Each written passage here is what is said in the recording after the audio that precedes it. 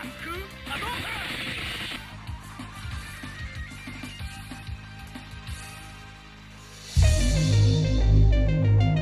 yo yo.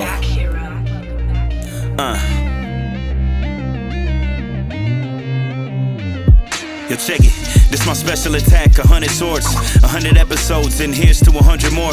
Who got next? Place your change on the cabinet. Air Combo University graduates juggle my enemies before tagging in the Masters hero. Pros in action, toe tagging champions getting active. The message will always get near you.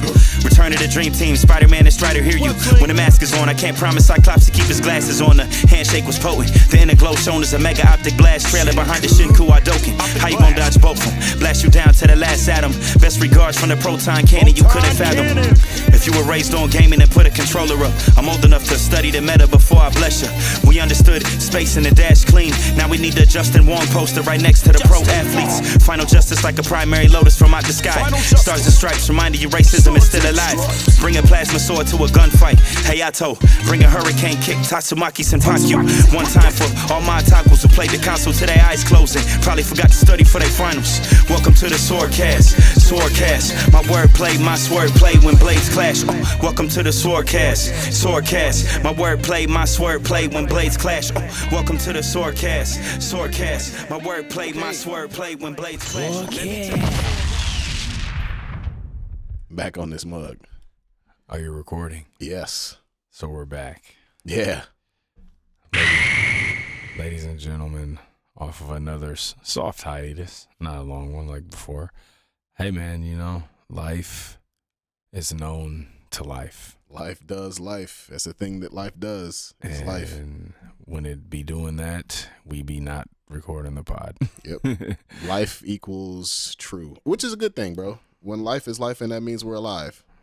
I wouldn't want life to stop lifing. That would be whack. That would be what we would like, though, is if life were to life at a more even keel pace. Yeah, that'd be cool. That would be perfect. What's going on? We're back. I think this is episode 185. It's been a minute. A lot has happened between us. A lot has been going on. As we return, it's been a minute. What have you been into, my friend? He said that like there's a lot been going on between us. This is the end of the SwordCast. Oh yeah, no, that's not at all. I didn't mean that in a. I just meant that we. I mean, yeah, we're both human adults that have lives and things happened in them. Yeah. What have I been into, dog? Yeah, man. Oh my goodness. It's been a minute. Yeah, it's been a minute. I'm just now looking at the. Oh, at the text. Yeah. Cool. Basketball, bro. Both watching and playing. Start with the playing. I might be in shape. I don't know, not so fast. I don't know if I'm in shape, but I'm out here. Like, I'm at the point now where, like, I don't worry about being in shape, and I just go out there and play, and that's, like, always better. Right? Like, playing. I also learned that I play much better when I have the ball in my hands. I'm like I thought I would do well as like a stand in the corner and shoot guy, but I don't think I like to do that. You want to make decisions. Yeah, because I feel like I got better, and I do. I flat out have better IQ. So way better IQ. IQ. Be making decisions. So like I find myself like the last 3 or 4 hoop sessions I've been playing really well. There was one nasty hoop session. I went on a Thursday night. It was gross. I knew I shouldn't have went. I didn't even play bad. I didn't play poorly. I just I was playing with a bunch of younger adults. They were like in their late teens and 20s, and they all want to play from the NBA 3-point line. And it's like, bro, that shot is so far away. It's so much further than you realize. Even for like, I can shoot that shot, but like I haven't practiced it, right? Like it's not my range, comfortable, easy range is like a step or two behind the college 3-point line, which is like right in front of the NBA 3-point line. So like if I had like a day or two to like get used to it, it would be easy, right? It would be just like anything else.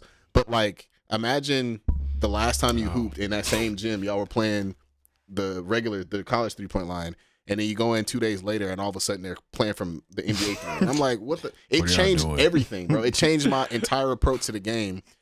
And like it's not just me. Like can't nobody shoot from out there. Yeah. So like it was just nasty hoops, bro. Just like just a bunch of kids like hoisting crazy threes. Everybody missing them bitches, airballing. Nasty like hoops. Just like that needs to be a drop. Yeah, bro. That's the best I got. Nasty hoops. It's just like, and it just made the game real ugly.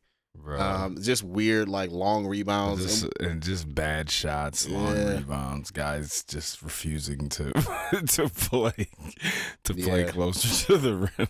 And then it was so like there was this one. Oh man, the team that kept winning had this one guy, this like white crash out kid, but he was actually.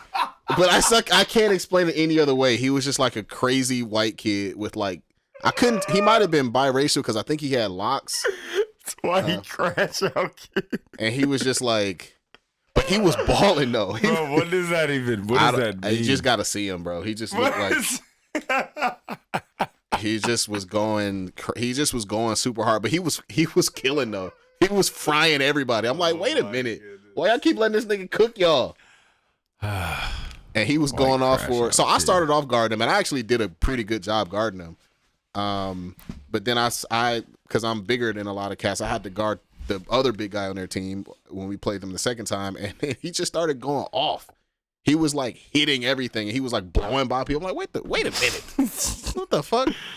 Crash. It was just a nasty hoop run. So outside of that, the last couple of months, really, like I've been catching a rhythm, bro. I've just been playing with confidence. I've been talking my shit. I've been bringing the ball up the court and just kind of like, you know what I'm saying, directing shit, like, you know, calling for a pick and roll. I love basketball chatter, dog. I love like, I'm so good. I'm like the perfect basketball talker. Like not just talking shit, but like, I'm like a coach out there, bro. Like whether it's, cause you play, I played, bro. I know like what to say. So like if it's offense.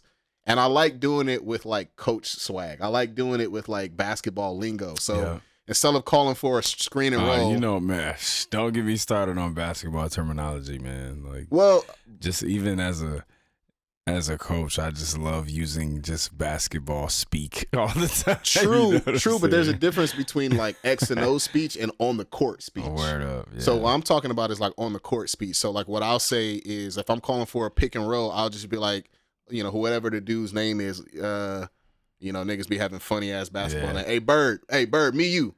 Yeah, right. I do the same. You know, if we're, you know what I mean. If there's a guy on another team and they just have no shooters, and someone's guarding them, you know, in terms of, so referencing, you know, help heavy on his drive because you know they don't have shooters.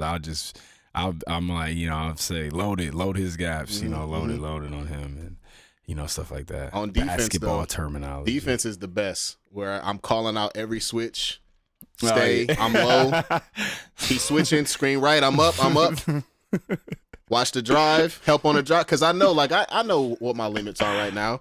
I'll say like, before the play even happens, I'll be like, if the screen is coming and I know it's a quick guy, I'll hedge hard on the screen and I'll just be like, watch the drive, help me on the drive, because I know he's gonna try to blow past me.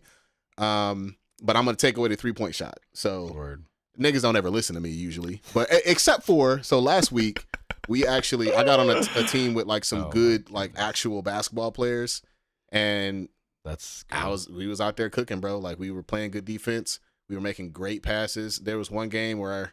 And like the players like understood. I fucking love this shit, bro. I love playing with ball players because he like understood that I was hot. Like I hit like 2 threes in a row, and then they started like hunting for me, and I understood the assignment too because I'm hot. So I was coming off screens.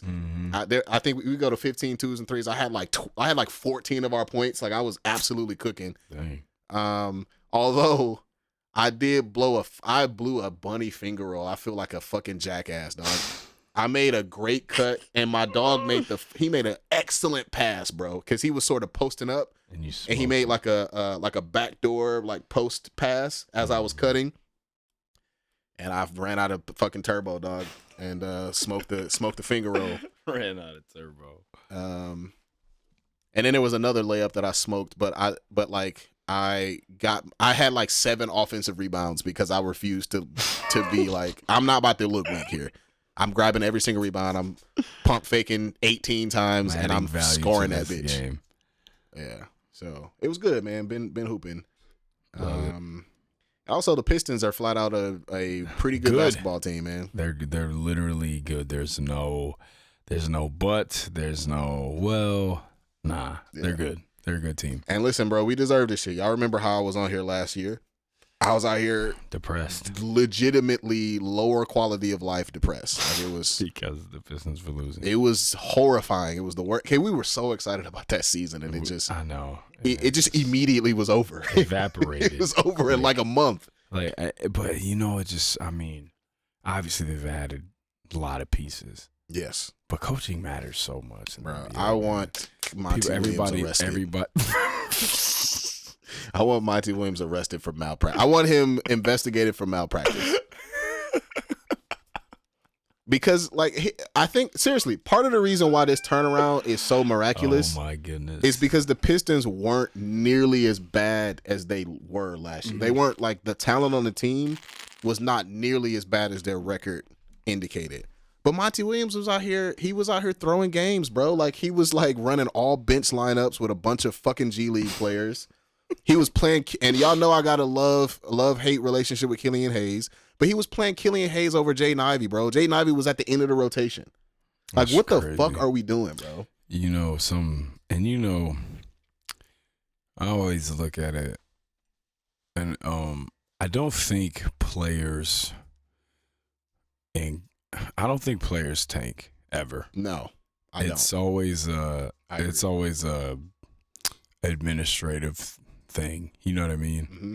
So I don't know. Definitely probably should be looked into. Man. And Troy Weaver just put together the most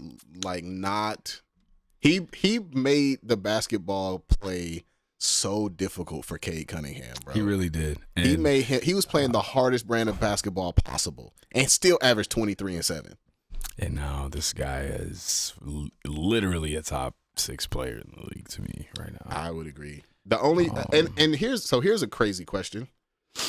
I don't know if there is a single player in the NBA. I'm not saying Cade is better than, obviously he's not the best player in the league. I think at minimum he's a top 10 player right now this season, at minimum. Mm-hmm.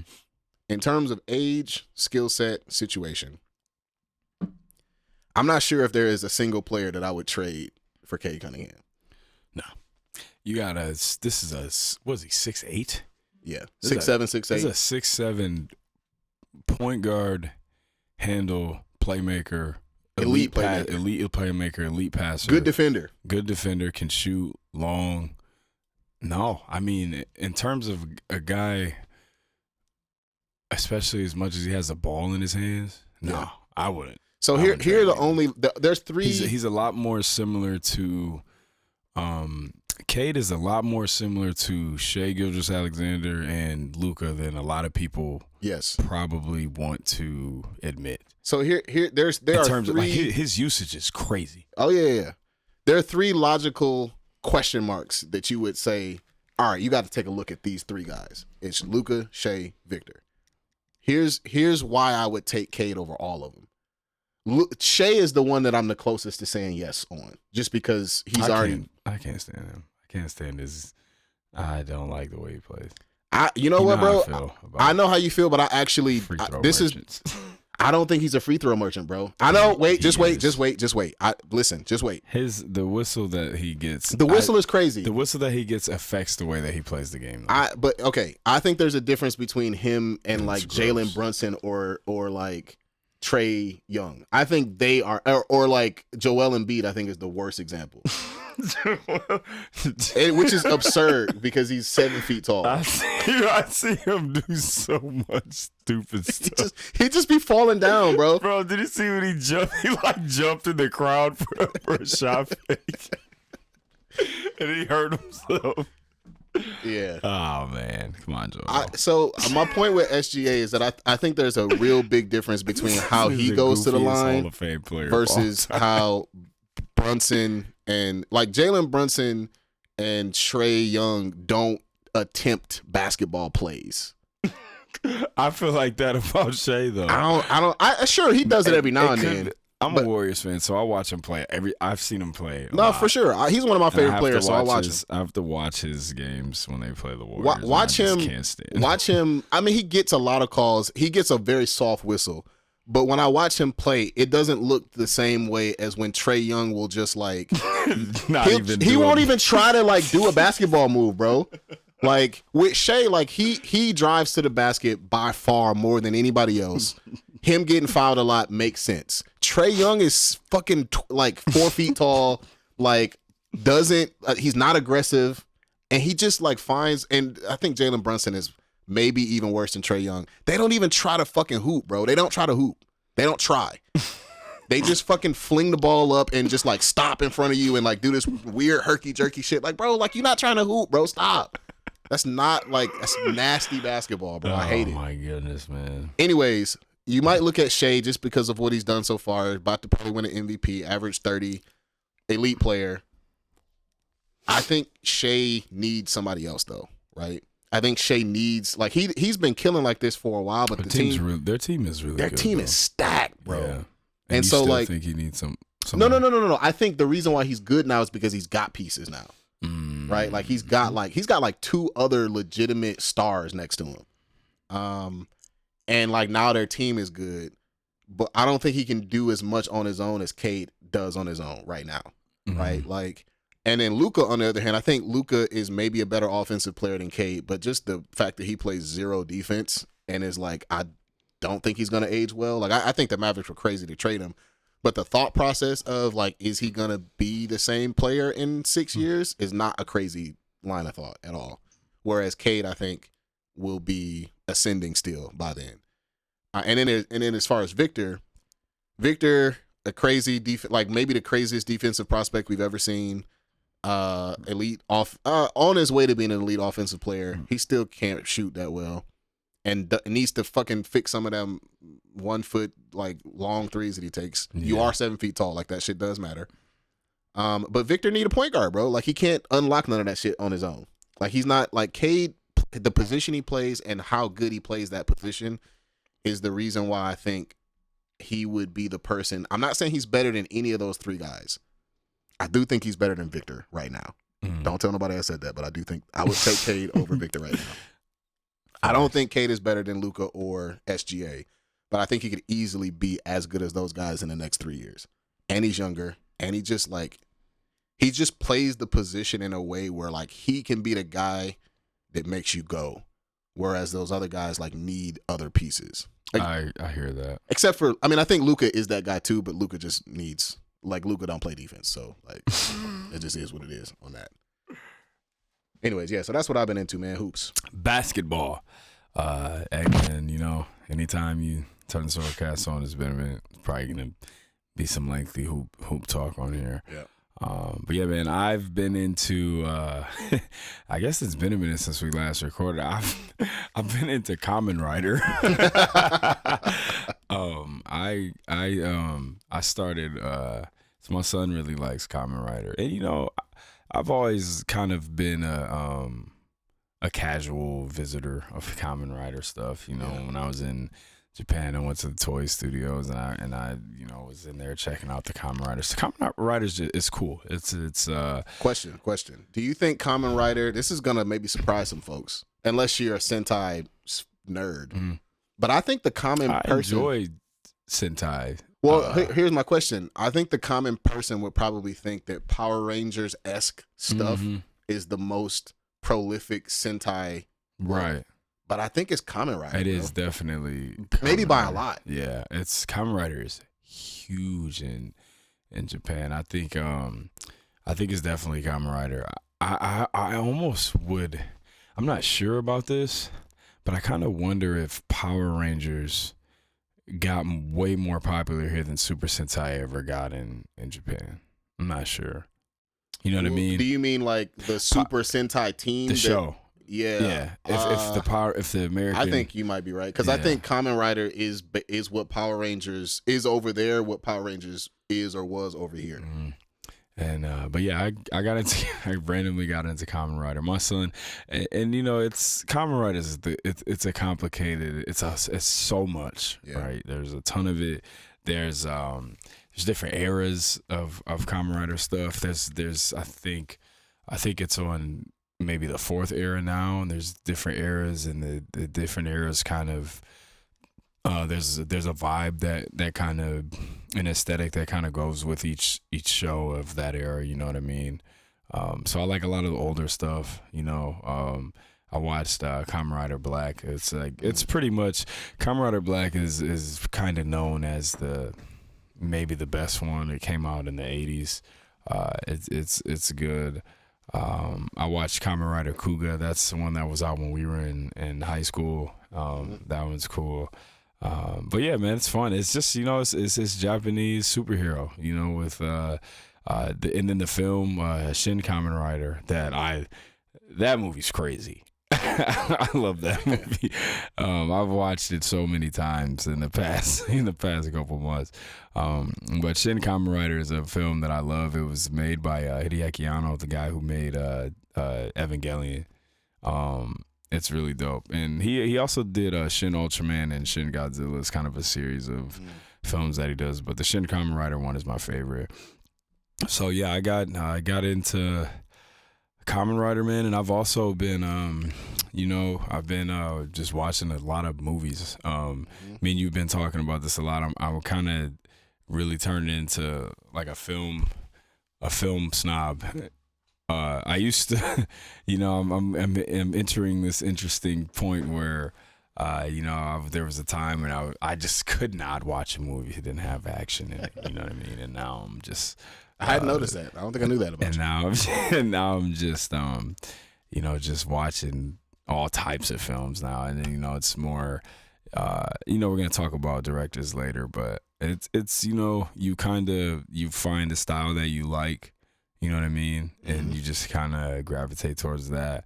So I've been just really watching a lot of films in my spare time. So yeah, that's what I've been up to, man. Kamen Rider and movies. And, you know, been training jiu-jitsu, and it's been a long season. You know, I'm a coach in basketball. My son had a good season. His first year in high school, his freshman. I played JV, started. Best game of the season a couple weeks ago. 6 threes, 22 points. Whew.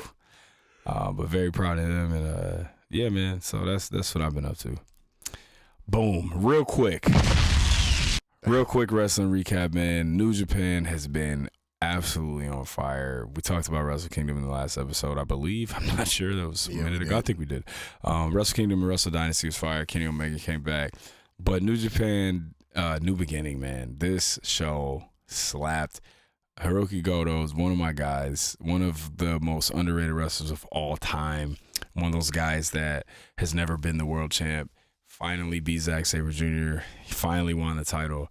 I mean, when you're talking about New Japan and you're talking about the New Japan big dogs of the last, several years, I mean, you're talking about Hiroshi Tanahashi, you're talking about Kazuchika Okada, you're talking about Kenny Omega, you're talking about Kota Ibushi, Tetsuya Naito, you know what I mean? Who else? Jay White I'd throw in there when he was there. AJ Styles when he was there. Shinsuke. Shinsuke Nakamura for sure. Should have mentioned him much earlier. Shinsuke, Naito, I said. And then, when you're talking about, kind of that generation that's the guys that are getting older but have been carrying that promotion for so long, then you start getting the guys like Hiroki Goto and Tomohiro Ishii and some of these guys that are all-time legendary greats but have never won the title. And he finally won, man. Yeah, I saw that. It was great. Shingo Takagi, too. I throw him in there, too. That's one of my favorite wrestlers. But, yeah, man, he finally won the title. And it was amazing. It's very, very dope. The show was dope. AEW's been really good. Revolution is about to be a really, really good show. So that's, just quick wrestling recap. Here's something I want to ask you. We talked about this in the Discord a little bit. Goofy comic book character designs that worked still somehow. Booster Gold, dog. And just a funny ass name. it's so many comic book character designs that sometimes, and a lot of this stuff came out, in the 60s and 70s, but sometimes I'm asking myself, how is this still how this character looks now? Yeah. Bro, here's another good one, dog. The Green Lantern. I know you're not the super big DC guy, but the not Hal Jordan. What's the one who is it? Hal Jordan? The Green Lantern with the fucking crazy bob cut, dog. I forget which Green Lantern that is. I'm sure Josh is screaming at the TV right now. Bro, Karnak.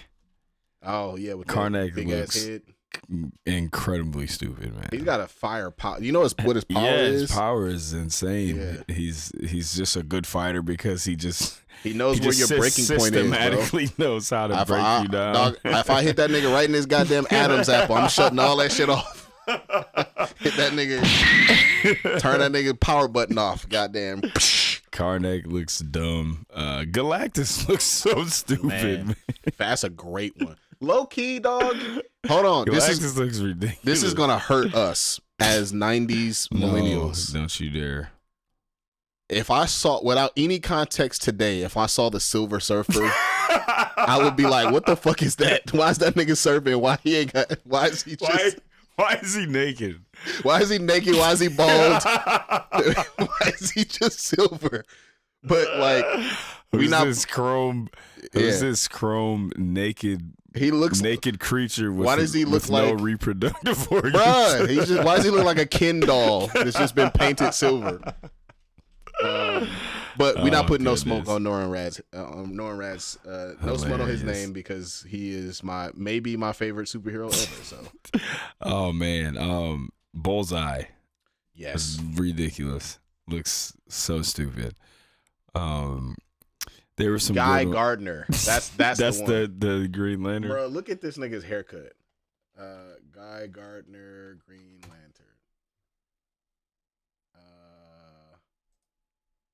Look at what the fuck is that? He looks like an 8-year-old. Right. That's that haircut that all of the kids in all the white kids in 1995 used to have. He just looks like he's just a kid, no matter how old he is. Tyler. Hey, that's Tyler. Oh my goodness. What about what's that? Beta Ray Bill. Oh my god. Brody Wan Kenobi, the Discord. He said Beta Ray Bill. He's just a horse. He's just a horse. He really is just a space horse, dog. He's literally just a space horse. He's just a space horse, but Thor. What if Thor was a space horse?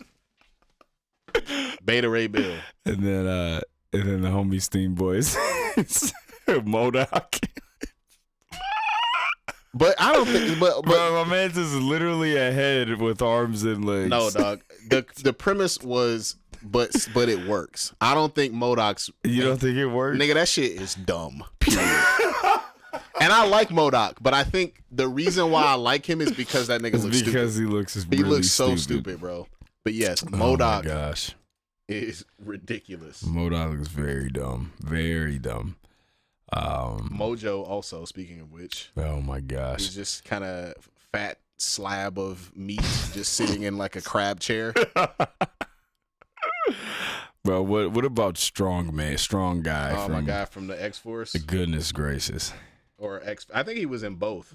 But we know him mostly from X-Force. Bro, he looks so dumb. And then I think his name is Strong Guy.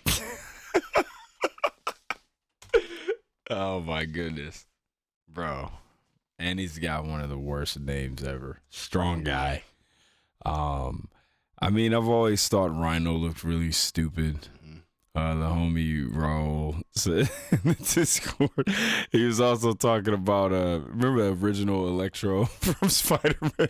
Oh, with the star, his original design looked like a kid dressing up for like a school dancing pageant or something. He looked horrible. His original design was incredibly He looked like the star that you put on the top of your Christmas tree. Just goofy character designs, man. I don't, and so many of them have gone. They went a long time without being changed. Bro, I thought Batman's original suit was kind of whack. His shit has gotten cooler now, but his like OG like gray with the little short ears. Yeah. Whack. Yeah, the like Adam West Batman. Yeah. Yeah, that was not a good look for him. He just used to be running around like riding bikes and shit. Bro, you know what's funny is if you watch the original Kamen Rider show from the 70s, it's got a lot of that old school Batman energy to it. Facts. I wonder if, I'm sure one inspired the other for sure. But yeah, man, some goofy character designs, and some of them are still somehow some of these characters are still looking pretty goofy right now. Here's another question. What's a character design that's like over cool? It's like too cool, damn near. Shatterstar, dog. I thought of Shatterstar, but I kind of feel like Shatterstar. First of all, they kind of nerfed his design. I don't really like his new design. His new design sucks. I'm talking about the old school. For sure. Original. I think it's good enough. I think it's just right. Yeah. Like that shit is fucking amazing, bro. Yeah. Like the white. This is my favorite. Maybe not this. That color. This one. Yeah. This is my favorite. Old school one looks Shatterstar crazy. look right here. Yeah. Definitely. Phantom X, I think, is mine. Phantom X looks. He definitely too cool. Yeah, Phantom X looks awesome. For sure. Yeah, he looks too cool. I kind of think Moon Knight is a little over. Moon Knight looks too cool as well. He's like over designed. He looks way too. Yeah, Moon Knight looks sweet, man. That's such a good one. He does. He looks awesome. Moonlight looks too cool. I think that's a good question, man. I'm trying to think of another one. There are, man, who else just is over designed and just looks way too cool. There was this hero that DC put out that looked inspired by Missy Elliott, but I can't remember her name. She looks sweet as fuck. but she looked too much like Missy. I don't know if I'm able to find her. It's like Lady Light or something like that. You said DC, so I don't know what you're talking about. Yeah. Oh man.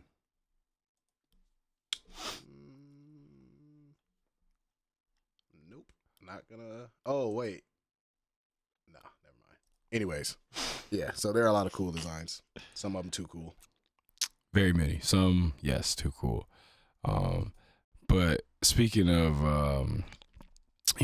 superheroes, comic book characters, the latest Marvel movie. It's been a minute since we talked about a Marvel movie on here. Captain America, Brave New World. Yep. What did you think? What are your thoughts? Hey, listen, bro. I thought it was pretty good, right? Like, we already talked about it, and here's what I don't want you to do. We already talked about it, so I think I cut you off at the pass, and I think you're going to avoid this. Don't let your new film knowledge keep you from enjoying silly movies, bro. Oh, I don't think that'll. Don't let them like. And also, now that you have perspective, like it's totally good to look back and be like, oh, these movies were made this way and blah, blah, blah, blah, blah. But I still think that and I know you don't feel the same way as far as hip hop is concerned, but this is the way I look at hip hop, right? We do the shit that we do. I am a hip hop snob because I think the shit that we do is hard and it's difficult and it like requires whatever. And I used to be like, man, fuck all that radio shit, blah, blah, blah, blah, blah. I recognize that the radio shit is not for me, but I also know that there's a time and place for that, bro. It's just not for me, right? Right. So that's kind of where I'm at with like Marvel movies, and I came into it like that. As a matter of fact, I was having my film like awakening in between the MCU and the X-Men movies, like the first. So like the first set of X-Men movies, like right when that was happening, like right, it was like around 2007, 8, 9. That's when I was having my film awakening, and it made me look back on the X-Men movies like, damn, these movies were kind of whack. But I had to like rewire my point of reference and recognize that like I was 12 or 13 when I watched it, and it's okay for me to feel like a kid when I watched them because that's what it was made for.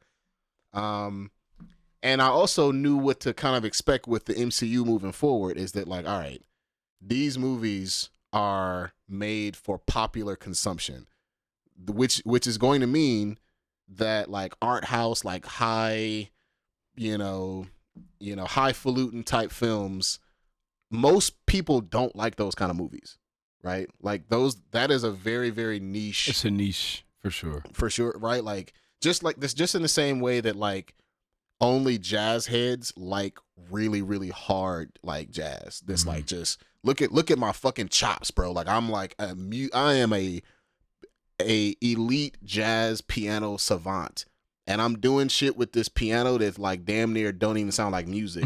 But if you know music, you know the shit I'm doing is crazy. Right. But to the regular person who don't have any point of reference, they're like, bro, what the fuck this nigga, what is he doing? Like, what is this? You know what I'm saying? There's a point where it almost doesn't, where it's almost like not music anymore.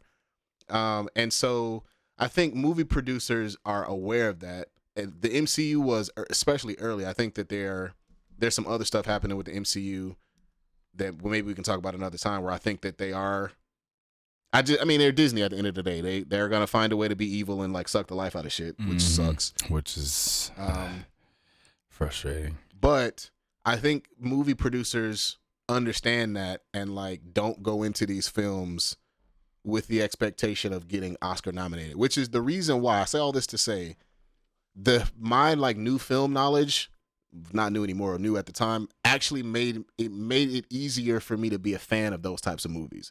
Because I knew what to expect, and I knew like I knew that some of this stuff is intentional. Like I have a hard time being like, when someone just says simply like that movie sucked and it's bad and like the writing is bad. Well, I always feel that that's such a common criticism when people can't really articulate their feelings for why they think something's bad. To me, it's an irrelevant. If you come to me and say that you thought the writing was bad, I reject it outright. Unless you tell me specifically what was bad, I don't hear that. Like it goes straight like in one ear out the other. It's not a legitimate criticism. And I'm not saying this to excuse directors. I think making movies is hard, and I think the people who make the movies that flop like oftentimes are getting hamstrung by their producers and hamstrung by the publishing companies, and like if they had like all the ability to make the movie that they wanted to make, people would feel differently about it. So I'm like, I give writers and I give directors a lot of grace. I say all this to say, based on what that movie went through, I actually thought it was pretty good, all things considered. Like I thought, like they were making it seem like this shit was about to be a fucking dumpster fire.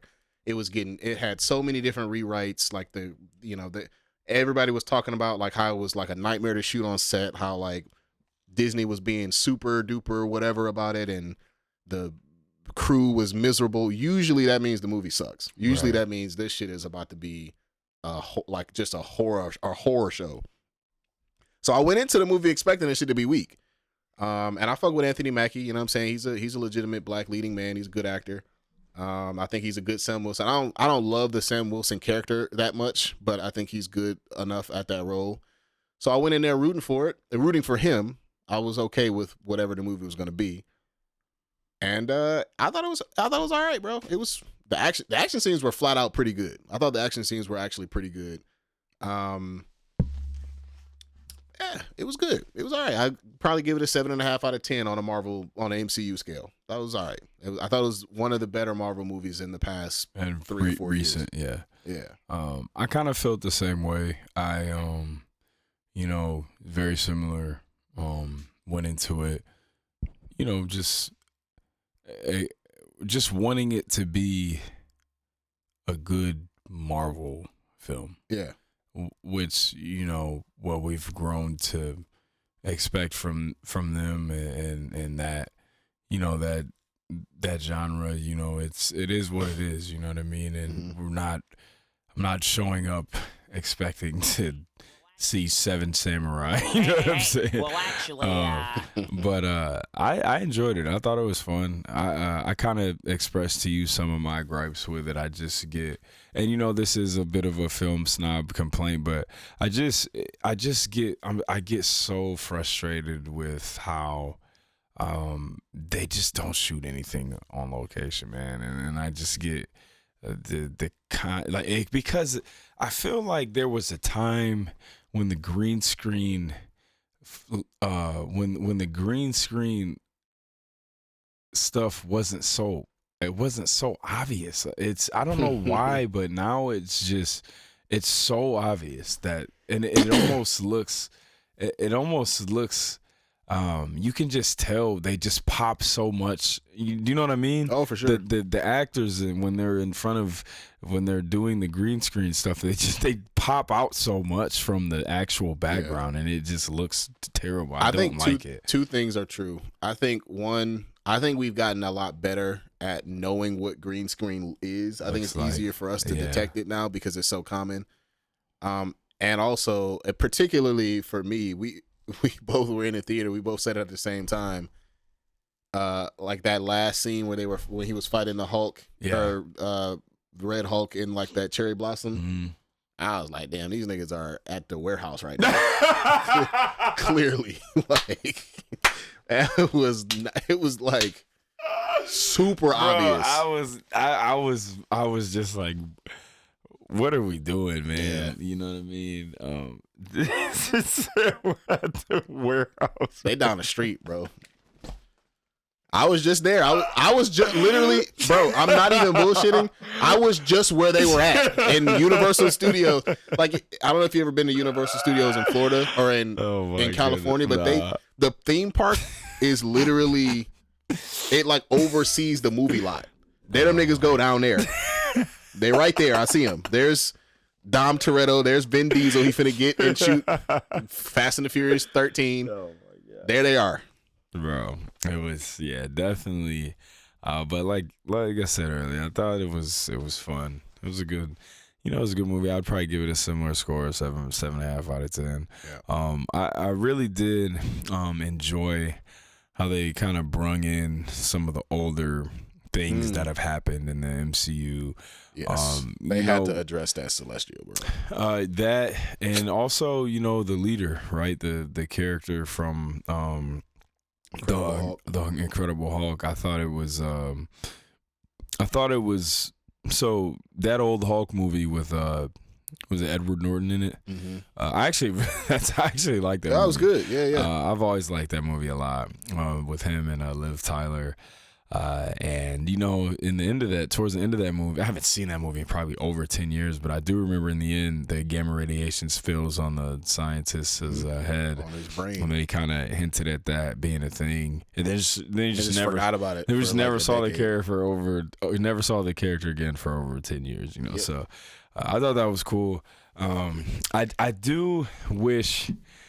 I'm getting so tired of trailers, man. Can you imagine how much cooler it would have been if they wouldn't have even showed Red Hulk in a trailer at all, and they just kind of gave it to us in the movie? Yep. I think it would have been much funner, much cooler if they did that. Yep. But I mean, this dude threw a helicopter at another helicopter. You know what I mean? Yeah. I love Hulk carnage. And my son was just, we and him were just cracking up at how he was just slowly losing his cool. Yo, he was freaking out, dog. Harrison, that was just Harrison Barnes Harrison Barnes. That was just, this dude cannot stop thinking about basketball. Dog, that was just Harrison Ford just being irritated at niggas keep making him do movies. Bro. Dog, stop. God. Get away from me, bro. So like, I'm tired of doing movies. Bro, oh my gosh, hilarious. Ass off though for Harrison Ford. Yeah, he was really good in that movie. He was much better than I expected him to be. He was. He was very good in that movie. But yeah, thought it was fun, man. You know, for what it was. Wait a minute. Definitely wasn't terrible. Wait a minute, bro. I do have one gripe. Uh-oh. Or not. I don't even know if it's a gripe. It's like a what are we actually doing? Like, let's be careful. And I know you know what I'm gonna fucking say, bro. Oh, with the black commentary. No. With the fucking adamantium, dog. Oh yeah. That was. We don't have to do that. We don't. Just wait. You've wait. already. They even doubled down on it at the end of this movie. They doubled down on Secret Wars. You know it's coming, bro. Right. You don't have to rush. Right. We're let me good. get Silver Samurai too in there. Since we're talking about Japan and anime. I thought we were gonna. I flat out thought for a second that we were gonna get a Wolverine mention because he would have been. He not then, but like he has that connection to Japan. And that would have maybe been like, okay, yeah, what are we doing here? Right. And I think there's definitely some fun stuff happening. Yeah. I just and you know, of course I do think Anthony Mackie's good. I like him. I thought he did a good job of kind of showing, you know, that righteous anger where, you know, obviously you're black, so everything you do has to be perfect or you get fired. You know what I mean? So I did like that, but it's just sometimes when they never just, and then you can't, it's Disney, they're not gonna, but sometimes I just want them to just go all the way in, and which they is just kind of tiptoe. Bro, that's the reason why Black Panther was so. They're just so safe with everything. That's the reason why Black Panther was so incredible because I did not expect them to do half the shit they did in Black Panther. Like they were making some, and it wasn't like a. I think for like on the you know summer blockbuster scale of like social commentary, it was extremely high, way higher than I expected from Disney, to the point where I'm like, damn, they let him get away with that shit, bro. Yeah. Like, I'm stunned at this. Facts. Now, if you were to take that and put it in like an indie film, it would have been like an average level of commentary, as opposed to something like, you know, Sorry to Bother You or They Clone Tyrone, which is like meta commentary. Or I mean, and I was gonna say Judas and the Black Messiah, but that's not even meta commentary. That's just like, and I guess we can get into that here in a second, but that's just like trauma. Yeah. But like the point is, when you have Black Panther as a standard of like how to make a useful, powerful statement in a way that was uplifting, I did think that this movie didn't quite hit on that, and it could have. Like, I think if you wanted to have that moment between like Isaiah Bradley and Sam Wilson, like there's some shit that Isaiah, like that could have been a powerful ass like moment. That's 100%. That's what I was thinking, you know, and it just, and you know, I didn't. Again, it's Disney. I'm not ever expecting it to go, but sometimes, you know, as you said. When you think about what they did with Black Panther, sometimes you just, you know, you have that little, you know, that little bit of, what if they, you know what I mean, in the back of your mind, but you know. Because Isaiah Bradley should have been like, man, fuck all bro, these niggas, bro. You know what I mean? Hey. Come on, man. But yeah. That's also a really, really interesting character. I know maybe a good amount about Isaiah Bradley, but I haven't really done a deep dive, but from what I do know about his story, like, I almost feel like that character is not, like, I don't know if I think Marvel Comics can do it, but I don't think, like, movie Marvel, Hollywood Marvel has the depth to really tackle that character. Yeah, I agree. Because you gotta the Isaiah Bradley story is very, like, it antagonizes the United States military in a way that only, like, a Black American story can really, like, capture. I agree. So, anyways, agree 100%. But yeah, man, that was it. Thought it was a fun movie. So you guys, you know, let us know what you thought about that. I thought it was cool. And that brings me to kind of my next point, which is something that me and you we kind of talk about this a lot.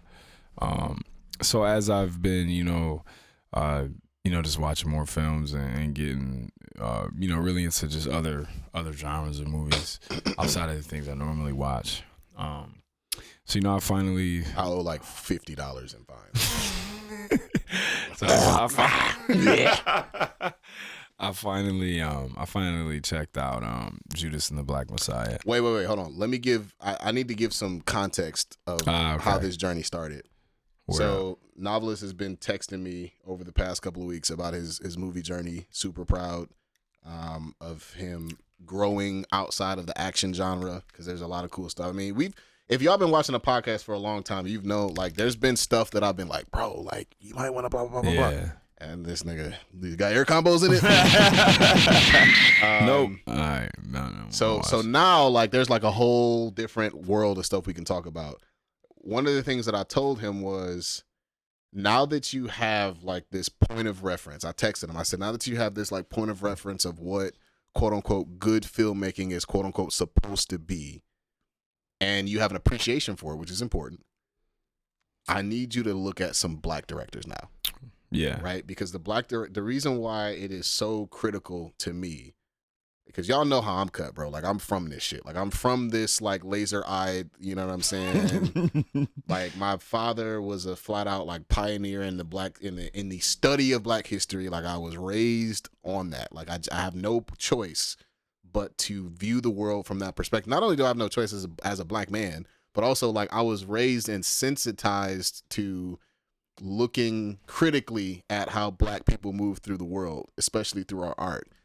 And one of the things that's always been attractive to me, especially like after I had this like movie journey, was recognizing how black directors take these these standards that you are now getting accustomed to, and subverting those expectations in a way that's like super black. Mm-hmm. And I fucking love it.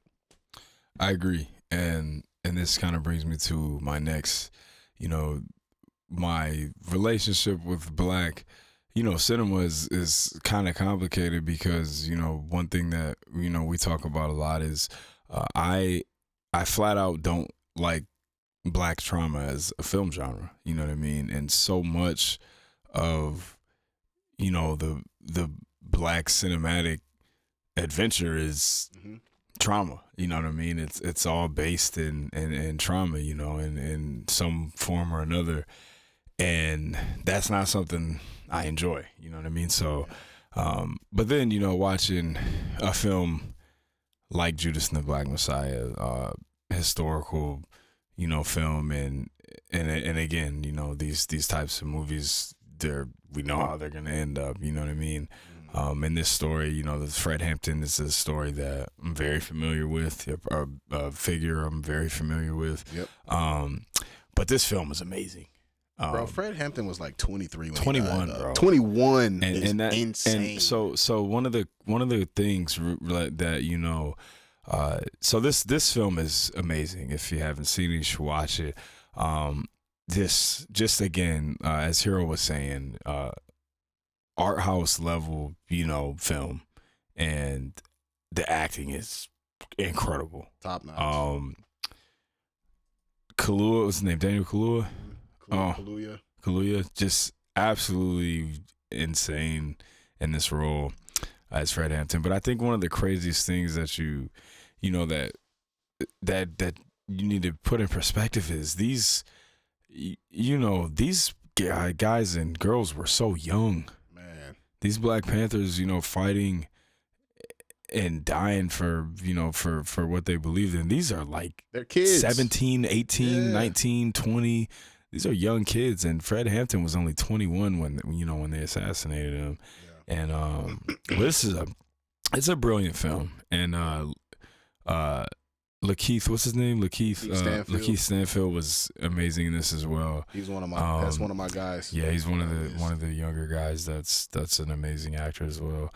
But the film was amazing. But again, as I said before, it's when, and you made a really good point earlier, and I'm going to kind of let you take it so you can kind of get your point across. But just with so much black trauma as our cinematic experience, there just needs to be more of the other stuff, of black people and black characters doing the other fun stuff, right? Yeah. The sci-fi stuff, the martial arts stuff, the adventure stuff, the fantasy stuff, you know what I mean? So he's referencing a conversation that we had offline. Here's what I said. He asked me this question. Actually, there wasn't a question. He was mentioning how he loved Judas and the Black Messiah, but couldn't give it 5 stars because of the black trauma, like as a genre. And my response to him was, my relationship with black trauma is complicated because I think that those stories are important. And here's the part where I lose a lot of people. I don't think that they should stop making them. No, I agree. I do think that, these stories are necessary because these are stories that, you know, they don't teach in school. And these are stories that you're not, Especially now. Yeah, especially now, 100%. Especially now where, like, we have an administration where there is an attempt at revisionist history around, like, how black history is taught and remembered. Mm-hmm. So the caveat that I added to that was because there are a lot of, like, hoity-toity, you know what I'm saying, smarty-farty, smarty-artsy black folks who think that black trauma porn is, like, flat-out harmful. Mm-hmm. And I agree. And I also think they shouldn't stop making it. Here's the caveat. I think that it is harmful when that's the only type of black movie that gets greenlit. Mm-hmm. When the only thing you are able to make a black story about is the grief and pain of black folks throughout our movement through this country. If that's the only thing that white folks or it doesn't even need to be white people in specific, but white people in particular, but the system of, like, art creation, the system or the economics, the commerce behind the movie industry can only greenlight those films, that's when it becomes harmful. As we are now starting to, and this has become like it's the beginning of potentially a golden era for black stories, as we are now balancing these black trauma films with the black martial arts films, the black sci-fi films, the black magic films, right? Mm-hmm. The black people doing cool ass shit for no reason films. Right. I talked about a big budget, like, African mythology film on some Lord of the Rings type shit, except done with, like, a big budget and calling upon the way that we love to talk about the Greek mythology, the Greek pantheon. Mm-hmm. Bro, there's so many cold ass African deities, bro. There's so many there's so many good stories, man. Like Haitian Revolution, like stuff like that is things that we could get big movies for, and you know what I mean. And it's just stories that we never see on. So you know what I mean. I told this story on the podcast once before, but now I think it has better context. There is a Haitian Revolution movie that Danny Glover. You told me that, and he's been trying to do it, he's been and trying nobody to get this shit greenlit for like 30 years. That's crazy. And they won't greenlight it because, and I fuck with Danny Glover tough for this, because he wrote a script where there ain't no redeemable white people. Well, I'll say this. I thought, I know where you're going with this. Go ahead, and I'll let you finish before I say what I'm saying. Well, just like all of the money make, and I think he can probably get it done, but I think he wants to get it done on like an epic scale. And in order to do that, you need white folks involved, unfortunately. And I don't know if he's still trying, but like he wasn't able to get any traction on it because the script that he wrote, like, there were no redeemable white folks, and that was like a no deal for folks. And Danny Glover's point was like, no, like, do your history, bruh. Like, look at what the fuck happened. My dad told me he towards the end of his, like, scholar journey, he was doing a lot of research on the Haitian Revolution and how closely related it was to the French Revolution. They were happening at the same time. And the reason why the Haitian Revolution there was such camaraderie is because they considered themselves French citizens, and they were like, bro, look at what's going on over there in France. They overthrown their government. Guess what y'all are? Y'all are the government. Right. And we are over that shit. Here's the crazy part, bro. And I don't know if I could just imagine this like being like a kind of a dramatized version of it, but there's writing that suggests that the night before they killed everybody, they called upon, white folks would describe this as like a voodoo session, but basically they just called upon their African deities, like, nigga, wrote up all the scrolls, called in all the ancestors, and was like, look, we finna kill all these people, bro. All of them. The women, the children, the old folks, they're all done. If they not like me, done. It's a wrap. That's what happened. That's what happened in real life. Right. And Danny Glover was like, hey, I mean, shit, that's what happened. So we finna write this in the y'all want a gritty historical fiction or historical drama? That's what happened. So we killing everybody. And white folks are like, nah, bro, we need a redeemable character. And they're like, nope, we killed them all. We killed them all. And they're like, nah, we can't do that. So yeah. Yeah. And it's and you know, I thought Judas and the Black Messiah did a good job of not having a redeemable white character. They kind of pump faked you a little bit with the one, the FBI agent, the guy who got what's his name? Bill, the character who was the rat. You know yeah. They kind of pump faked you a little bit. There was some smart. There were some smart things in there to make you think that he could possibly, you know, but nah, he was, you know what I mean? They are who we thought they were, you know what I mean? So, but yeah, good movie, very good movie. And, you know, just kind of that point of the black trauma always being our, you know, our cinematic experience. You can't, just the last point on that, just to sum all of that up, the black trauma, I don't even like calling it black trauma. We should not stop telling the story of black people in this country, even the parts that contain trauma, because it is informed our journey, but it cannot be the only thing that gets greenlit at a large scale. I want to see Oscar nominated movies about black people in space. I want to see Oscar winning movies. And that's what I'm talking about. That's exactly what I mean. You know what I mean? And you know, white folks get to do it. We see the movies about the Holocaust that win Oscars, and then you also see Interstellar that was damn near won an Oscar. Facts. Where's the black version of that? It's 100%, man, 100%. And then, you know, I've referenced this movie all the time. It's one of my favorite movies of all time. But this is a reason why I love Tenet so much. You know what I mean? Sure. This is a huge film with a black lead. And he's just there, and it's not this thing where he's like this. They never explain it. They never explain it. They don't tell you. They don't. Hey, say, hey, he's black. Nah, bro. You know what I mean? He's just the guy. He's just the guy. He's the guy, bro. He's just the protagonist.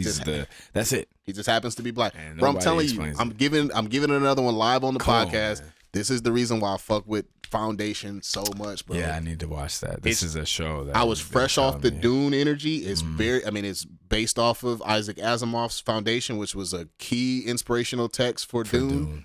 And the two main characters are just two dog ass black women, and they are both. One of them is like a genius. What is it on? It's on Apple TV. Apple TV. Okay. One of them is a genius, and I'm talking about like once in a species type genius. Like, I can't understate how smart this person is. And the other one is just a fucking G, bro. She's just a G. She's like, I can't, again, there's a lot of stuff. It's a super sweaty, but she's just dope. She can fight. She got a gun. She be shooting motherfuckers. She got a gun. She confident as a motherfucker. She's got physicality on screen. She just looks the part. There are times where you just see somebody on screen and it's, she got whatever that thing is. She got it. It's to the point where, like, I'm definitely gonna check it out. I don't know if there's ever gonna be a Mass Effect movie, but I'm like, damn it, I want her to be Shepard. And I know Shepard is usually portrayed as a white man. I don't give a fuck. Make it her. She is Commander Shepard, bro. I'm sorry. Anyways, check it out. It's fire. I'm gonna have to check it out, man, for sure. But with that said, talking about films, and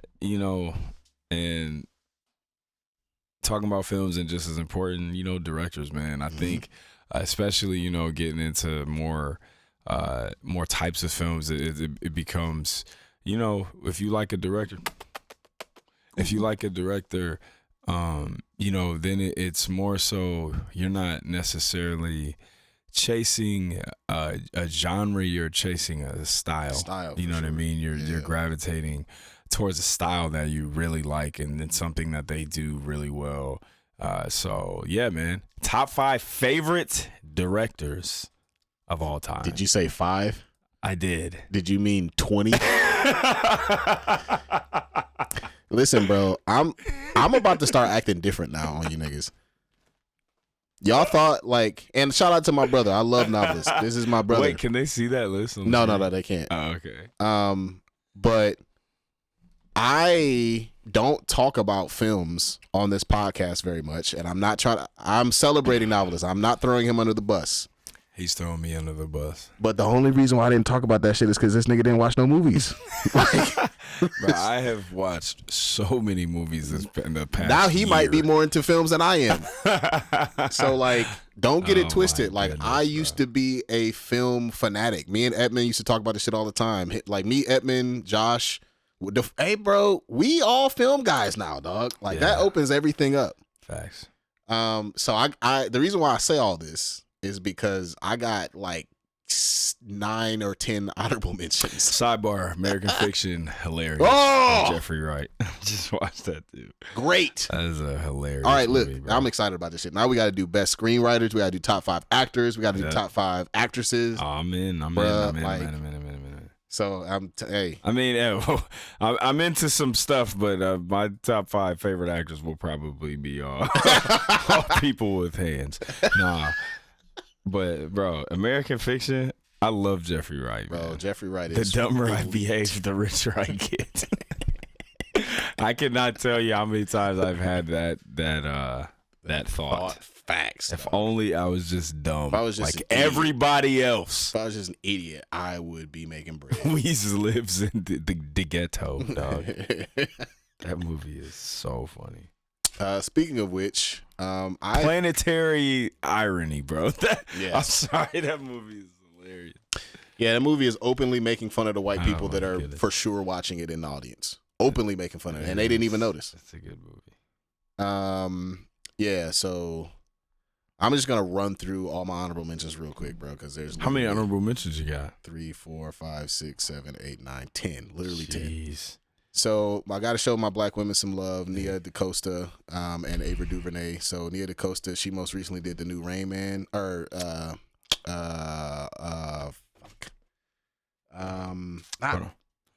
you send me your list because I wanna. Yes. I wanna make sure I'm familiar with all these. Yeah, I'll send them to people. Why can't I think of this? The black horror film with the bad guy who used to be with the bees. Oh, Candyman, motherfucker. Yes, she did the new Candyman movie, which was really good. You got Ava DuVernay, who has been all over the place. She's awesome. Shout out to he's not young, he's older than us, but up and coming producer or director who's done a lot of TV stuff, but his TV style of directing is probably my favorite. Dog, Hiro Murai. Are you familiar with him? I am not. He's the guy who did. Will check out. Yeah, you're gonna love. He's okay. So all of those cold ass super creative Flying Lotus videos. He didn't do all of them, but he did the Kendrick Lamar Flying Lotus joint. Never Gonna Catch Me. He did that. Okay. He does all the Childish Gambino's videos, and he directed damn near all the episodes of. Maybe every single episode of Atlanta. He's young. He's 40. Yeah. No, he's cold. He's he's about to do a samurai film, and he's Japanese. What's it? Do you know what it's called? I forgot, but it's already greenlit. He's working on it. Will check out. He has a film called Guava Island. What's that? That's you wouldn't like it. I don't know. I don't know at this point. You might, but it's. Oh, is that movie with Rihanna in it? Yeah, it was alright. It was actually okay. I thought it was fine, but I don't know. Whatever. Then we got my Korean homies. We got Park Chan-wook, who is most famous for the original Snowpiercer, not the TV show, but the movie Snowpiercer. Phenomenal film. And he's probably most famous for the Lady Vengeance trilogy, specifically Old Boy is the one that was the most sought after or the most popular. The most bit scene ever, bruh. Facts. Besides the Canada motorcycle drift. Yes, absolutely. The two most the two most redone scenes in history. Yep. And then you got Bong Joon-ho, who I'm familiar with Bong Joon-ho. Parasite, Okja, a couple other things. He's dope. And then we got my TV director, who is Bong Joon-ho did the new Snowpiercer movie, I think. No, he did not. So I thought he did. He didn't do that one. He might. So there is not a new Snowpiercer movie. There's a Snowpiercer TV show, and it's possible that he. I'm talking about the one with Chris Evans in it. That's the original. Oh, that's the original. That's the so original. that was the original movie. Yes. I thought somebody did. I thought that was a. Remake. You might be right. No. I think you might be right that was Bong Joon-ho though. I think it might have been him. Okay. But no, the original it was a short story first. It was a short story by either Park Chan-wook or Bong Joon-ho, whichever one of them directed it. He wrote a short story first, then he made the movie, and now there's a TV show that's based off the movie. And what did you say? You said Okja? What's that? It's like this. It's this like super heavy-handed. It's basically like a Fern Gully type movie where there's this magical looking like a hippopotamus elephant thing. Mm-hmm.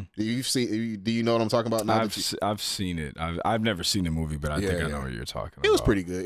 It was very Oscar baity though. Yeah, and Bong Joon, he also didn't he make this new movie that's coming out with Robert Pattinson in it? Yes. I want to see that. Yeah. I haven't watched any other trailers. I don't know. I don't watch trailers no more. That's an explosion. Right. I don't watch trailers no more, nigga. All right. So now that we have context, now that we're on the same page.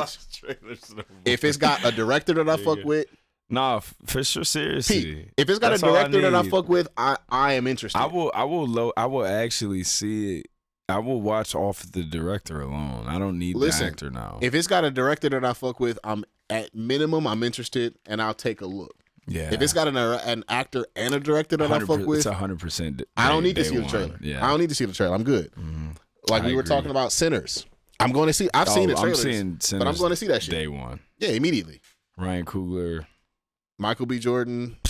Like, come on, listen, all y'all that think that Michael B. Jordan can't act. No, bro. No, y'all are. No. I don't know where y'all got that shit from. Go watch Fruitvale Station. You didn't see Fruitvale Station. Go watch Fruitvale Station. You didn't see him in The Wire. He was good as fucking The Wire. The first Creed movie too, though. Bro, the first Creed. All of the Creed movies are good, bro. I've only seen the first one. They're all kind of good, bro. The first one slaps. First one is amazing. First Creed movies though. Second one is good. The third one is also good. They're all good, bro. I only watched the first one. Yeah, no, they're good. The first one is probably my favorite though. Cougs. So then my TV director, who's definitely my favorite TV director maybe ever, is Sam Ismail, who is the director of Mr. Robot, and he also did this movie on Netflix called The World We Left Behind. Fire. You told me about that too. Yeah. It's good. You told me about that. It's good. You had the entire movie, I had no idea what the fuck was going on. And and it was very clear that was on purpose. Like, it's not a good thing to be like, what the fuck was this movie about? But like, I think the whole point of this was like, damn, what the fuck just happened? Like, it was so well done. I'm such a fan of him. Here's a really random one, dog. Neil Blomkamp. Well, I'm not familiar. So Chappie and District 9. District 9 is a good movie. Dog, I fucking love that movie. I know you love that movie. One of my favorite movies ever. Yeah. And he was supposed to also, so you know his visual style, right? Mm. He was supposed to do an Alien movie. Can you imagine him like in that visual style? That would have been fire. I think it got canceled though because Ridley Scott took his toys back. That nigga said, "Nah, I'm good. Let me take this shit back." Because I think after Prometheus got a little buzz, he decided to do his own thing. Yeah. That's kind of whack. I agree. It would have been. I don't know if it's still coming out or not, but it was supposed to. He was supposed to do like Alien 5 before they like soft relaunched it. Speaking of Ridley Scott doesn't make my top 5, but he's very, very close. Ridley Scott. Yeah, I'm a fan. He's may or may not be racist. I'm gonna pretend that I don't know that. But he is a good director. I can't lie. Love-hate relationship, bro. J.J. Abrams. I used to fucking swear by J.J. Abrams. I used to like him a lot too, man. I used to swear by that's him, bro. That's a good one, man. Dang, that's a good one. Cloverfield Lane. Yeah. He did. He actually did not direct the first Cloverfield. I'll tell you who directed that one later. I didn't know that. Didn't J.J. Abrams do Super 8 too? He did. I love Super 8. That movie is so good. The first remake of Star Wars or Star Trek. And he did Fire. Didn't he do what Star Wars movie did he do? He did Episode 7, which was good. Yeah. I don't know. He just kind of started to smell his own farts a little bit. He started doing the thing. And I fuck with Jay. I still do fuck with him. Like if there's a new movie of his that comes out, I'm with it. But he does smell his own farts a little bit. And right outside of my top, that is the funniest thing that you could possibly ever say about somebody. Is that they smell their own his fart. own butt, kind of. And then so look, bro, just outside of my top 5. Crap. Alex Garland, bro. Hey, I'm talking. I'm familiar. Extinction. I'm talking. Ex Machina. If you haven't seen that yet, I have seen that. Yep, we talked about that. I've seen that movie. And then he did Annihilation too, didn't he? Yes. I like that movie. The movie was. That's what I meant. I said Extinction. I meant Annihilation. Yes. That movie's good with Natalie Portman. Mm-hmm. Yep. That movie's trippy. He did Civil War, which I felt some type of way about, but I didn't see that. But the actual film was great. Like the movie making stuff was elite. Mm-hmm. Yeah. The message. I don't know about that. Put your foot down, Alex. Don't be a chump. I feel like there's another movie he did that Not another movie, sure. But he did maybe the craziest TV show I've ever seen in terms of like mind blowing twists. Devs on Hulu. Oh, I've never seen it, but you've talked about Devs. Bro, a lot. Devs stood me up in my chair. I stood straight up and I was like, "Oh hell no!" If you know, you know. Anyway, so that's my basically every director ever. Oh my god! I'll actually go quickly through my top 5 because I got some bullshit right off the top. I could not. You don't gotta go quick, man. You good? Well, I want you to talk about a couple films that you like from each of the directors. Okay, well, so I'm already gonna piss you off here, but I'm sorry. I'll just have to take the punch. I could not keep Jordan Peele off my list, so I have a tie for 5th. This dude is a Dog, I'm sorry, bro. Like I have to. I have a tie for 5th. I promise you, if we go through, this dude has broken the top 5 rules so many times. It's been a few times. Unreal. I couldn't do it, bro. Gosh, there's a 2-way tie between Alfonso Cuarón and Jordan Peele for number 5. I could not separate them. Okay. With Jordan Peele, obviously, Get Out is, you want to talk about like subverting expectations in the horror genre, meta commentary. Holy shit. Super duper smart. Jordan Peele may or may not be a Zionist. I'm not sure about that yet. I hope that that's not true. But whatever the case, I'll make a decision on that later. But his work up until this point has been phenomenal. Get Out, Us. I know some people didn't like Us as much. I still thought that shit was fire. And the most recent one that he did, Nope. Fire. He does it for me, bro. Like he does it for me. And then Alfonso Cuarón, one of the most brilliant technical directors in terms of like cinematography and all of that. Children of Men. Harry Potter. Children of Men is good. Goblet of Fire, I think. Yep. That one's fire. And Gravity. Gravity doesn't really have a plot, but boy, that nigga made the fuck out of that film. In terms of just filmmaking chops, elite. Elite. I need to watch that. Old Faithful, number 4, Christopher Nolan, dog. Hey. Listen, you already know about Christopher Nolan, Interstellar, Tenet. I know you're not a big fan of the Batman trilogy, but them bitches was fire for me. Going back to Memento, have you seen that one yet? I have not, but it's on my. Memento was the first one where niggas was like, "Oh." It's about a guy who was he trying to he has. It's like he can only remember. I forget exactly. Is he trying to catch a killer or? I think so. I haven't seen it in forever. Yeah. I also think I've heard a lot about it. Nah, it's fire. Nigga get his face sliced off. That's the thing that happens. I also think that this is the film that introduced the idea of gun fu. I think that's true. I'm not sure though. And then so and also I know you're not as big a fan, but shit, I can't pretend like Inception wasn't cold. I fuck with that shit heavy. It's good. So number 3, bro, high on my list. Could have been higher. Matt Reeves, dog. Hey, man, I absolutely love that Batman film, bro. The Batman. Love it. All the apes joints. You know how I feel about them apes. And the director of the first Cloverfield movie, Matt Reeves. Oh, wow. Yes. I didn't know that. It was I actually love the J.J. Abrams Cloverfield stuff. The whole series is fire, dog. Like, come on. Cloverfield stuff. And I'm kind of into it, bro. I kind of want him to keep it going. I like how they pulled. Did you see the third one? I did the Paradox one. Yeah. Nah, I didn't see it. I like how they kind of pulled it together. Because you would think like Cloverfield and then Cloverfield Lane, like how in the world are these movies connected? But they do a little clever job of putting them bitches together, dog. It's real sweaty. It's a lot of like, you got to go to this website. You have to, in real life, go to a website and fucking do a bunch of sleuthing around and shit. I was like, okay. I didn't do all this. I looked on a YouTube video. But yeah. That's wild. Number 2, this is going to make you happy. Denis Villeneuve. He, I feel like, is the modern day damn near Ridley Scott, kind of. Like, I think he's done. Do you like the original Blade Runner? Yeah, of course. But okay. I know where you're going with it, and I agree. Go ahead and get the takeoff. Blade Runner 2049. I agree, bro. I agree. And you know what? You know what's crazy is that I think a lot of Blade Runner heads, like real Blade Runner like weirdos, I think they don't disagree. I think that they might be like, but I don't think it's crazy. Like, I don't think that they think it's crazy. That's how good Blade Runner 2049 was.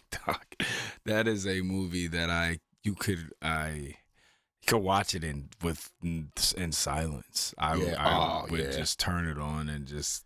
Denis Villeneuve's ability to like capture those dynamic shots is elite. And it's like they work with a cinematographer, but most directors have their guy because they have a style that they, you know what I mean? But a lot of them start off as cinematographers. Like, I think Alfonso Cuarón was a cinematographer at first. Yeah, because again, it's, you watch a Denis film and you know what his work looks like, you know what I mean?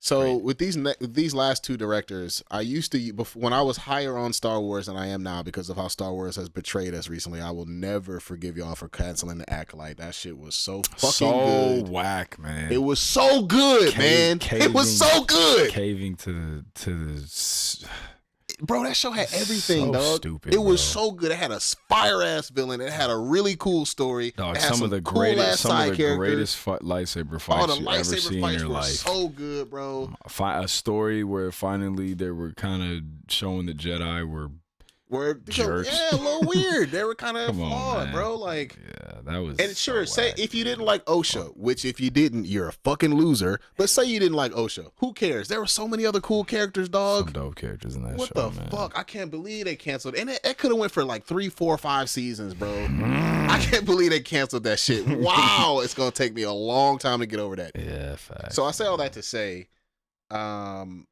I used to use the give them a Star Wars movie as like a measure of if you're a good director. If I think highly of you as a director, I would say give him a Star Wars movie. Okay. Denis Villeneuve would have destroyed. He would have had an amazing Star Wars movie. Facts.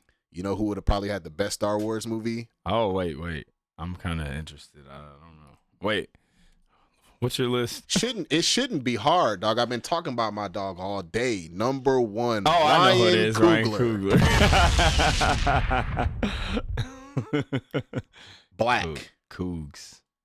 I'm talking about from when I saw Fruitvale Station in theaters for the first time. Where'd you see that at? I forgot. It wasn't like artsy. I actually think I saw it in Oakland. I need to. You know what one I used to love was the one in Royal Oak. Yeah, they shut that. They shut it down. Yeah, they shut it down. I think I might have been in Oakland at the time when we watched it. It was brutal.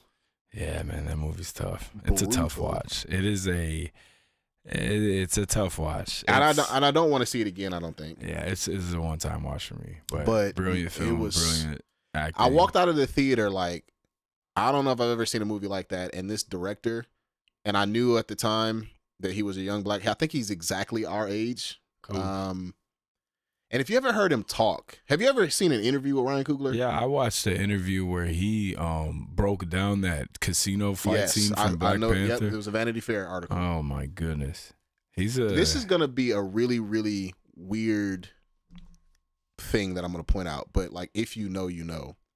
I love the fact that Ryan Coogler is absolutely brilliant and knows his movie stuff, but presents as us. He presents like us, bro. He talks like us. I love it. He talks like a nigga from Oakland. He does, and that's one of the things I really like about him too. Is that absolutely he's an elite art filmmaker, but he does not. He literally he talks like you said. He talks like just a regular dude, man. And don't get it twisted. I don't mean that to say he doesn't sound intelligent. I want us to stop normalizing talking like white people to mean intelligent. Right. Fuck that.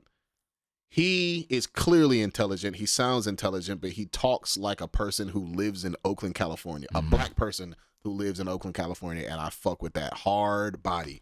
That's my guy, dog. Anything he directs, anything he produces, I'm seeing it day one, automatically. Sinners. If I could buy my ticket today, I mean, I'm excited about this shit like it's a damn Marvel movie, bro. Like, I can't wait to see that shit. I saw the most recent trailer and I was like, bro, this shit looks so fucking cool. And then here's the other part. So this movie was supposed to be Michael B. Jordan and Dame whatever from. Oh, you didn't see Creed 3. I didn't. I only saw the first one. Jonathan Majors. Okay. So he got in trouble. So they recasted Michael B. Jordan as Michael B. Jordan. So he's playing a set of twins. And I guarantee people are going to be like, damn, Michael B. Jordan's a good actor. And the reason why maybe y'all think that Michael B. Jordan is not the greatest actor is because he keep playing these sort of milquetoast ass roles where he's just like these what roles? Milquetoast. Nigga, milquetoast ass roles where he's just kind of like the bro. I have a question. Yeah, is the pod recording? Yeah, of course. Okay, yeah, I'm checking. I've been checking. Yeah. We're at 1 minute 25 seconds. 1 minute. 1 hour. 1 hour 25 minutes 42 seconds. We've had that happen before. Yeah, no, we good. I've been looking. I was just I was like, hey, this is a good episode. No, we good, bro. We good. We actually recording. Ain't none of that. We're not doing that today.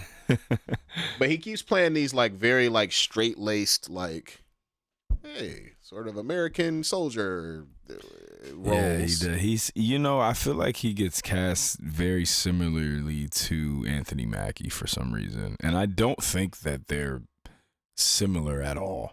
I think does that make sense? Yes, but let me add to that. I actually think they both are trying to follow in the Will Smith like role of like makes sense because Will Smith did this thing where he wanted to be cast, and I've heard Michael B. Jordan say this.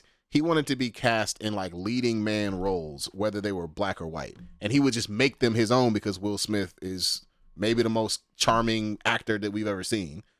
So like he would do his own. I don't think that, and I love Michael B. Jordan, but he doesn't have Will Smith's charm. He's not quite that level of charming, and neither is Anthony Mackie. So that's probably why it rolls off this way. But I say all this to say, one of the roles that caught our eye with Michael B. Jordan was Killmonger because he was playing a villain. He was able to break out of that milquetoast. He was able to break out of that white bread. Out of that milquetoast. He was able to break out of that white bread and have a little edge to him. Gosh, bro. And one of the things that I'm most excited about in Sinners is that he's playing two characters. One of them is his sort of normal straight-laced guy, and the other very much has an edge to him. And I'm like, yo, I'm here for that version of Michael B. Jordan. Yeah. So yeah, Ryan Coogler, number 1. Boom. Ryan Coogler, number 1. Dope. Yeah. All right, man. Let's go.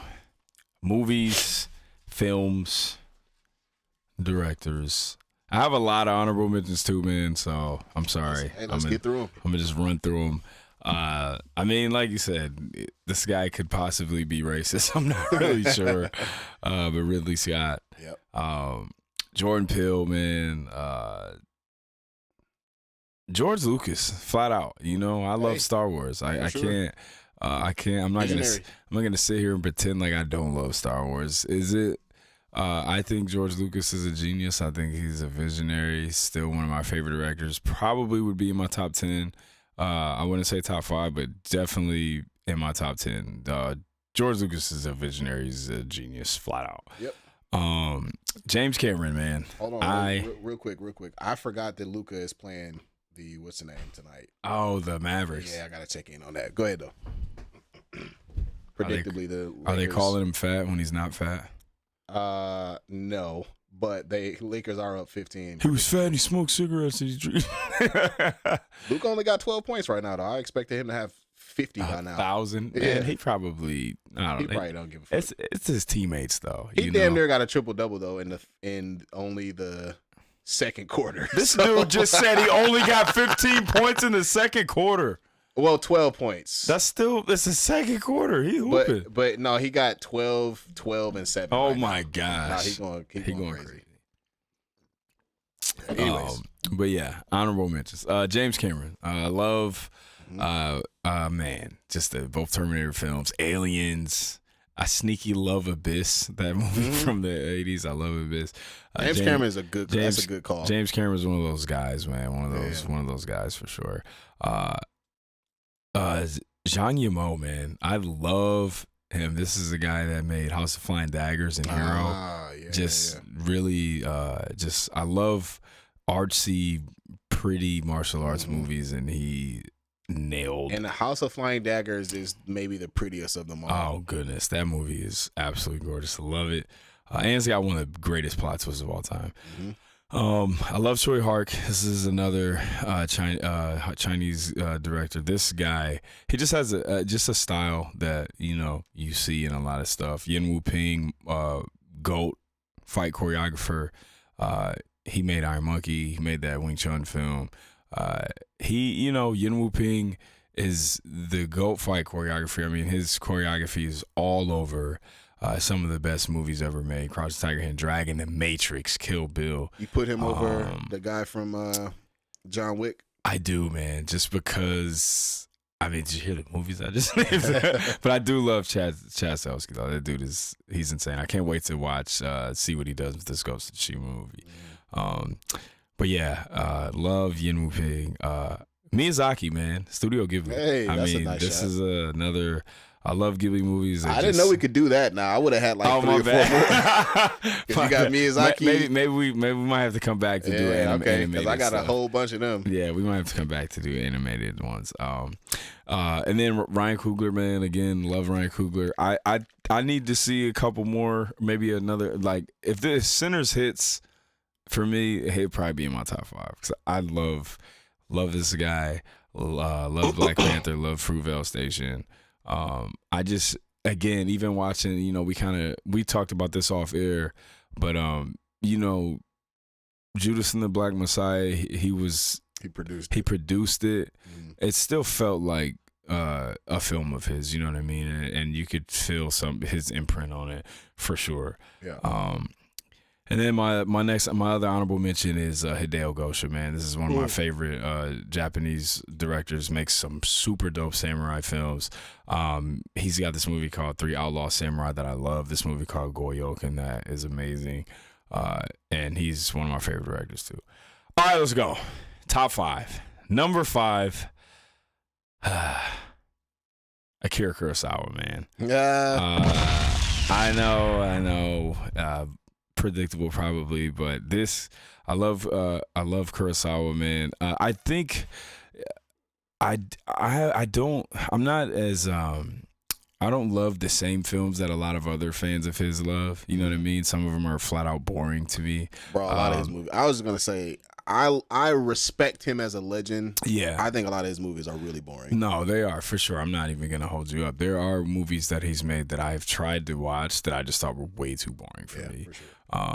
And there's another Japanese director on here that is higher, and but I do love a few of his movies, man. I actually love Seven Samurai. Just brilliant storytelling. I think he just has this amazing way of he makes things seem so big, and his the way that the action and the action scenes, the big action scenes, the way he had Toshiro Mifune looking in that time period is crazy. It's better sword work than you see in some modern stuff, and this stuff is really old. But I love Kurosawa, man. I love like I said, Seven Samurai is one of my favorite movies. I love Yojimbo. I love Sanjuro. I don't love Yojimbo's probably my favorite. Yojimbo is so good. I don't love Yojimbo is the out of all the Kurosawa, because you don't just throw on Seven Samurai. It's like 10 hours long. You know what I mean? Yeah. It's I love it. It's probably my favorite film of his, but it's not something that you just throw on. You know what I mean? But Yojimbo is the Kurosawa film that I just throw on. You know what I mean? And Sanjuro as well. But yeah, I don't love some of the other films he's made that a lot of people are really high on. I think some of them are kind of boring. You know what I mean? I agree, 100%. That's why he wasn't on my list. Right. I do, man. I just think some of them are boring, but the ones I like, I love. And, he's one of the first, directors I really started to get into when I was, going through my old samurai movie, phase. So, Kurosawa, number 5. Number 4, Christopher Nolan, man. Gotta be on there. Christopher Nolan. What are we doing? Gotta be on there. Tenet. Look, me and Hero talk about Tenet a lot. Tenet's one of my favorite movies of all time. It's in my top 5 for sure. I've probably seen this movie 10 times, maybe more. It's one of those films where every time you watch it, and I mean every time, you could see it, you're going to find something that you didn't see before. I do it every time. I love that movie. It's incredible. The cinematography in this is ridiculous. The score is crazy. The action is crazy. It's just a huge movie with the most ridiculous, complicated concept. And I love when Christopher Nolan makes you think in these movies. And I love Interstellar too, man. Interstellar is heartbreaking, but that movie is incredible. Some of the best just space stuff. You know what I mean? Yep. I love Interstellar, man. Great movie. And I give you a hard time about the Batman films, but I do like the first one, and I do like the second one. I don't love it. It's not gonna make any, but I like the first two. And then I need to watch Memento. We talked about that earlier. But Christopher Nolan is, and again, I feel the way I feel about Inception. I do still like the film, but like I said, before, I wonder how I would feel about it if I didn't see Tenet before I saw Inception. You know what I mean? Yeah. And then I see what you mean. Yeah, and then I've obviously I've seen Paprika, and I just think Inception is Paprika. But number 3, Wong Kar-wai, man. Shout out to my homie Nick. Nick kind of put me on Wong Kar-wai films. You want to talk about a director that got me watching just flat out love stories? his filmmaking style is really something that I love, and that's the reason why I just blew through so many of his films, because I was really it was his style that I was, chasing after. His cinematography is crazy. And he just, tells these very hard, just sad love stories, but also he made the Grandmaster. He made the Ip Man film. Hold on, Grandmaster. Go ahead. I made a error. Okay. Earlier. Oh, you were thinking of Equilibrium. Yes. Instead of Memento. Well, I mean, Memento is definitely by Christopher Nolan, and it is good, and you should watch it. Equilibrium is the one where a motherfucker get his face Christian Bale. Yeah, Christian Bale, Taye Diggs. I never saw that movie. No, it's good. So that's the movie with the gun. That is the movie. Yes. This is the movie that introduces gun fu, and there is a scene here where Taye Diggs get his face sliced off, and it's hilarious. That's crazy. But Memento is definitely a better film. Okay, I was getting them confused. This is very much fresh off the heels of The Matrix. They were just trying to capitalize on that. It's still good. It's cool, but Memento is like Nolan. Right. So I'm gonna check it out. But yeah, Wong Kar-wai made the Grandmaster film too. That movie is incredible. Just it's beautiful. The fights in it are crazy. Tony Leung is one of my favorite actors, and he is in every Wong Kar-wai movie, just kind of reliving the same heartbreak in every film that he made. But this dude's incredible. The way he uses colors, man. Like really just, he's got some films that are just aesthetically just crazy. Grandmaster's my favorite. I love this movie he made called Chungking Express. In the Mood for Love. Like these are some incredible films that people should check out. He's got this movie called Fallen Angels too that I like a lot. That's just really weird. It's almost shot entirely with a fisheye lens. It's such a weird movie, but it's really dope. So number 3, Wong Kar-wai. Number 2, this is my favorite Japanese director, Kenji Masumi. Kenji Masumi did a lot of Zatoichi movies, and then he also did Lone Wolf and Cub stuff. So he went from, doing the first Zatoichi movie is really peaceful, but you can he did other ones in the series, and then you can kind of see him graduating towards getting a little more edgier, and then you get full on Lone Wolf and Cub. You know what I'm saying? So I love Kenji Masumi. I love and again, this is what I mean. Akira Kurosawa's movies, sometimes some of them can be a little boring, slow. Kenji Masumi's movies are a lot more, you know what I mean? Yeah. And they're funner, you know what I mean? A little less dramatic, more fun, more action, and the way he shoots the sword fights is crazy.